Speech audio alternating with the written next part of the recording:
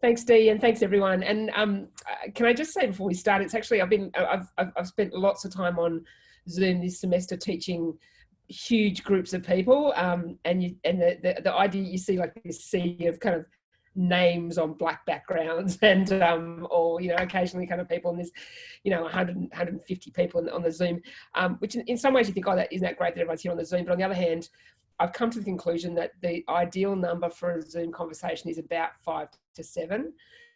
So we're pretty close here, and I think after a semester of teaching big crowds, I think it's actually really nice to have hopefully a conversation, and I think hopefully people be able to talk as well. So I'm going to just share some thoughts with you about some work that I've been doing and some writing that I've been doing with a friend and colleague of mine, and with the input of a whole lot of other people, which I'll acknowledge in a minute.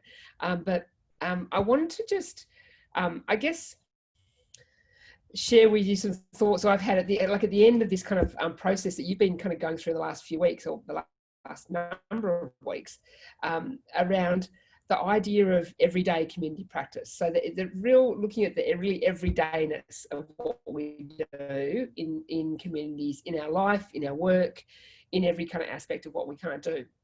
And I thought, so I'm going to share some things, but can I say, feel free to interrupt if something occurs to you, or if you want to put a comment in, or clarify something, or just say something, please feel free. Or put questions in the chat. That's all fine. I think the more interactive it is, probably the better. As I say, like, I'm used to talking to lots of people for a lot of hours, so it's actually quite nice to actually have a conversation that's kind of a bit multi-ways. It's about this book here, and it's called Everyday Community Practice. You can't see it there you go. Now this is it looks a bit like spacey and Doctor Who-ish. This is a book which I wrote with a colleague of mine called Margot Rawsthorne, and it also had the input of a whole lot of people, including a couple of people that are in the room right now. And this book it's called Everyday Community Practice, and it really tries to bring together the really day-to-day stuff that we do in communities that's often unnoticed, that's often unacknowledged, and that's often kind of glossed over in the kind of some of the bigger messages, or the kind of more I guess synthesized messages in community development that we get. This book's really about the kind of the everyday, almost invisible people who are doing community work in all sorts of different ways all over the world. And so before I actually want to talk about what's in this book, I'm just going to use it sounds like a bit of a weird, boring thing to do, but I'm going to use the contents page to actually just walk through what I think are some kind of, I guess, synthesized ideas about what can inform and underpin our practice with communities. But before I want to do that, I actually just want to acknowledge all the people who actually have contributed to this book, all of whom I actually owe a copy of this book to. But due to various changes in publishers and changes of personnel, I haven't actually been able to get copies yet, but I'm on the case to get copies to people around this. But I'm just going to read out their names, because it's actually quite important, I think, to acknowledge all the people that actually do contribute to this work, who like, our name's on the front of the book, but these are all the people that actually, whose amazing knowledge, amazing experiences and skills contributed. Ali Dupree, Kaylee Ellis, Garner Clancy, Thor Blomfield, Glebe community members, Camperdown community members, participants in the Wild Atlantic Practice Exchange in Ireland in 2017, Dee Brooks, Moira DeLandis, Kate Munro, Kate Mackley, Tracy Lund, Ritu Nanda, Fash Damalola, Sarah Dorey, Catherine Conahan, Deb Wisniewski, Michelle Dunscombe, Graham Stewart, Ryle Gordon, and Sri Mastuti. So these are the people that actually directly contributed to this book. So even though we kind of wrote it, there's lots of people's actually ideas, and I think that's an important. I guess that was at the heart of this idea of writing a book about everyday community practice, was to actually just, I guess, name a whole lot of people and actually include and acknowledge the wisdom and the experience of a whole lot of people that do this work all the time. And often that stuff doesn't get acknowledged enough. So let's actually just walk through what we kind of found when we kind of, this book was about a lot of conversations with a lot of people. Margot and I drew on our own experience in working with communities and in teaching community development and stuff as well, but also just spent a lot of time talking with people and talking through what their experiences, their stories, and the things that they would do in going about working with communities. And that's kind of what this book, I guess, brings together. And I guess the first thing that we really wanted to emphasize in the book was, and I think that we also need to kind of hang on to, is that we really wanted to emphasize that in a world where particularly services, particularly the way funding operates and politics has actually become very, very individualized, very focused on ideas of very individualized service delivery and individualized kind of ways of thinking. Everyday community practice is about the collective. It's about fundamentally about what we do together. And I know that sounds like a really obvious thing to say, but I think we really need to remind ourselves. And I think when I sit and I teach students who actually talk about their work and talk about working for companies that provide services, and they have a very corporate kind of mentality in the way they think about people with disabilities, the way they think about health, the way they think about mental health. I think that this message around how do we actually give the collective message, what do we do together as community members together, as citizens together, rather than just as individuals who actually only can be consumers or customers, or, you know, within this kind of really neoliberal kind of frame. So that was kind of a really important thing. And I think it's in community development work, it's a really fundamental mantra to keep saying over the top. It's about collective action and collective practice. And I guess that's becoming more relevant in the recent weeks when we've seen people collectively act, you know, on long-standing and really horrendous issues of injustice that have been going on for a very long time around racism and disadvantage. So, you know, this book is very much, and I think when we think about everyday community practice, it's about the collective. It's about what we do together. And I think that the next thing we kind of thought about in these conversations we had was to think about, well, what's in this thing that we call everyday community practice or working with communities, and an overwhelming kind of thing that you know, we kept hearing from people was that people who work with communities chronically underplay what they do. They chronically make invisible the complexity of the work that they do. So whenever we would talk to people, and I do it myself as well. And they'd be like, oh, I said, tell me about your work. What do you do with communities and stuff? What kind of work do you do? Oh, I just talk to people. I just have a chat. I just work with communities. Like, there's this real kind of language which makes the complexity of that work invisible. And I think we really downplay what's involved in this kind of work. And I think it's a really important thing for us to remember is that we don't just talk to communities, or we don't just have a chat with someone, or we don't just listen.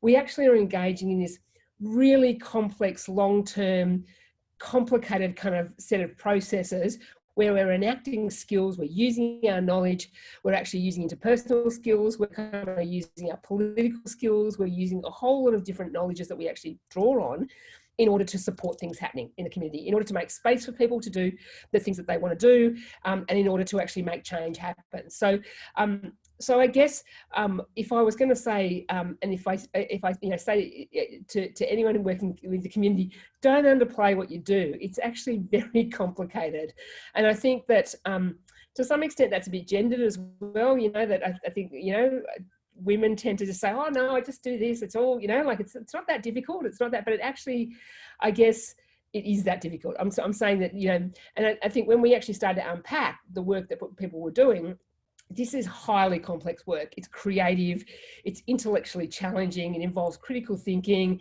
it involves having deep empathy with people, it involves walking along with people through difficult struggles. There's a whole lot of things that actually sit underneath that work, but it's important, I think, for all of us to make that visible. So I would encourage everyone here and anyone who's watching this podcast to say, make this stuff visible, say how important it is. It's actually really important work, and it shouldn't be underplayed. and I guess the next thing that kind of follows on from that is that not only is it complex kind of work, but it's actually intentional work as well. It's actually work which is about making space for people to actually come into. It's actually work which is about building democracy and actually engaging people in political processes for change. It's actually work which enables voices to be heard that actually aren't being heard, and that's not something that happens accidentally. And what we heard from lots of people we spoke to in developing this book, and what we've known from the last kind of 30 years of practice, is that when that happens, it happens as a really intentional process. It happens with a whole lot of people working really hard behind the scenes for a very long time to open up those spaces and to keep them open. So we wanted to say something about that as well. And I think that's, I guess, the second idea that I'll actually put out there around saying community development or working with communities, however you want to, everyday community practice, however you want to describe it, is a political act. It's an act of democracy, and it's an act of actually building collective action. So it's a really intentional kind of process. When we actually started to then unpack, we've established these principles, we've established these ideas about collectivity and political action and democracy, but what do you actually do? Where do you start? What do you actually, when you kind of start working with a community, or you even trying to imagine what I live in a community, what will I do in the community I'm kind of in, where do you kind of start? And I guess the three things that pretty well universally everyone said to us was that first, we listen. Second, we loiter. Third, we learn. So these three things, people actually, again and again, they use different words to say them, but they say, first of all, I spend a lot of time listening. I go to the newsagents. I hang out at at the cafe. I walk down the street, go to the park where people are walking their dog. I go wherever people are, and I listen. I try and talk to people and listen deeply. And then and as part of that process, then I loiter around. I hang around. I spend time in places, and I think that's a really kind of interesting one when you think about the time pressures that are on everyone, often in service provision, or even in community development. Oh, you got to get it all done, in 6 months or in 12 months or in 3 weeks. Every single person we spoke to who'd been working in this area said, no, we actually need to spend time in community. We need to loiter. Now, whether that's been like we've been doing via Zoom, loitering around and listening to people who are living in community housing and who are at the local community centre in particular communities, and who are impacted by bushfires or whatever else has happened, or whoever you're listening to, that, or whether you're actually doing that in a live action kind of frame at the cafe or at the park. This really simple basic stuff kept coming over again: listening, loitering, learning. And that learning kind of aspect was really important too, in terms of people saying, okay, well, I've listened to stuff, I've been hanging around, so I've noticed stuff, I've been observing things, but now what have I learned from that? And actually, what useful thing can I do? How can I be a useful person in this community? Not that I'm the kingpin or I'm the hub of things that are going to happen, but what's something that's actually going to be useful to people that I can actually do? And that's what people kind of talked about. And I guess then the next bit of what what people actually said, okay, we've done those bits now. What's that kind of next kind of thing? And this was where I think the real art of working with communities and that kind of everyday community practice came in. And people really talked in detail about how to be visible and invisible at the same time in communities. So what does that actually mean? People talked about how do I actually enable participation? How do I create spaces which bring together people who are perhaps in conflict, perhaps have quite divergent ideas, perhaps are diverse in lots of different ways, but how do I actually make spaces for people to come together? And this is a really complex process because, we all know, I think anyone who's worked in communities for more than 10 seconds actually knows that communities aren't these kind of fabulous Goldilocks places where everyone just comes together, it's all beautiful and we all just do it. They're actually places which are infused with history, with conflict, with personalities, with different agendas, with a whole lot of different things. And what we actually heard from people is that good everyday community practice works in that everyday kind of way to open up little spaces all over the place to actually bring people together and gives them a different experience of actually connecting with each other. Even though Dee and I might have had a lot of history together, and she's on the rival netball team for me, I can't stand her. How do we actually, and so really, you know, we don't even look at each other when we go to the shops. How is it that we actually can, how can a community, everyday community practice make spaces, create a different conversation, create the conversation which moves past the netball rivalry or the conflict over, you know, whatever it is or the history in that community. And so what we actually saw was that people would actually work really hard again and again. No, not just once, or not just bringing everyone together in one thing, but these tiny little pockets again and again. How can I connect you two together, and then you two together, and someone else together? So it was this very kind of relentless kind of work that people were doing in the everyday to try and actually make these tiny little spaces where people could actually have a different conversation, and then could build to actually bigger kind of conversations. Right.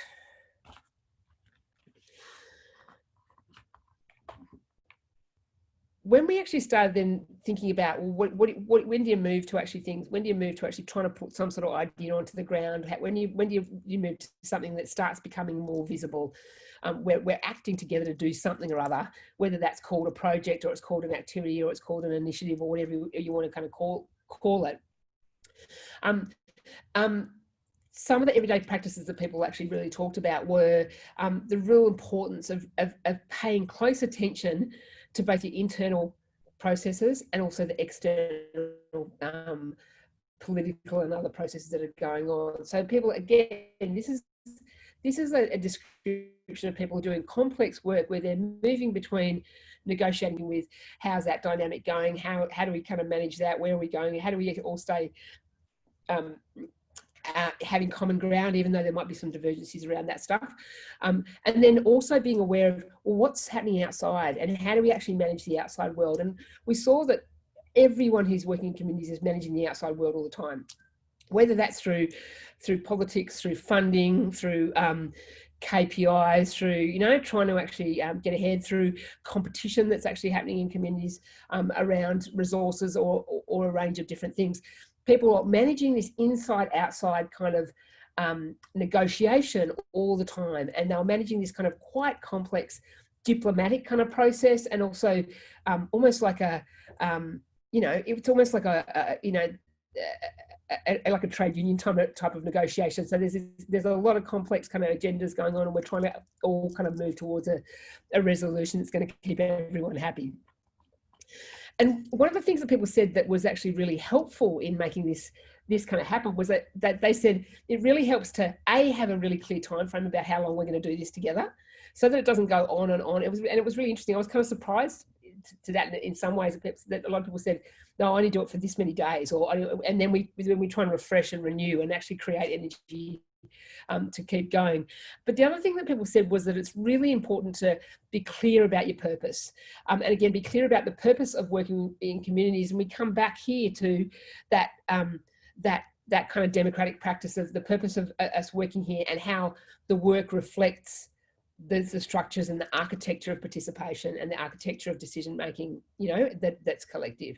So again, people are actually doing this quite high-end intellectual kind of work, creating structures, creating decision-making processes, creating participatory processes of all sorts that would actually ensure that what we were doing was reflecting what we thought we were doing as well. So the purpose of our practice was actually reflected in what the outcome was that we wanted, and that was a really critically important thing to do as well. I'm not going to talk for that much longer because I could, you know, probably, you know, talk on about this for quite a long time. But I wanted to actually just I want to talk about one more thing that was actually very interesting in the process of actually putting the book together, and that was the idea. People talked quite a lot about risk taking, and there's a whole, particularly in disaster world, but in generally there's a whole thing around risk management and aversion to risk. And it was really interesting what people actually said in terms of what enabled and what energized communities was actually risk-taking behavior. And they talked about lots of different examples where risk-taking was actually a creative and an energizing and a generative kind of an activity, rather than something that should be stopped or controlled or, you know, or kept down. And there's an example in the, I won't kind of go into it in lots of detail now, but there's an example in the book, which is actually based in Maitland, or in a suburb that's outside of Maitland, and it talked about the real differences during a flood event when the official emergency services controlled a boat that went between a flood island, you know, and a town, and when the community actually got their own boat organised and started doing that. And it's a really classic story about how the community self-organised and were really responsive to people's needs in a way that the other boat, which was about controlling and actually setting really stringent and risk management kind of rules, including we won't take your pets, we won't bring you back onto the island, we won't do this, that actually excluded people, and actually they didn't engage in that. Whereas the community boat, where risks were taken, but they were managed risks. They weren't crazy risks. People weren't, you know, they had it very well organised. You had to put your life jacket on. People brought water on, so because you're waiting in the queue, it was quite hot. You know, there was a whole kind of organisation around it and making sure everyone was safe and they knew what the routine kind of was. But it was more responsive and was able to actually manage those risks in a generative and creative way. And I think that's probably maybe what I'll leave you with, is that reminder that we often live, or where there's an imposed kind of risk management process, which isn't always helpful, and that communities actually bubble up with these kind of quite creative kind of risk-taking activities, which couldn't be condoned by, you know, say emergency services or, you know, particular kind of service providers, but communities actually are able to manage that stuff in quite a fluid and adaptive kind of way. So there's some thoughts around everyday community practice that we learned from actually talking to lots of people who are in this business, and drawing on our own kind of experiences and work in this area as well. So I'll leave it there. If anyone has any thoughts or questions or comments, I can see there's quite a few comments in the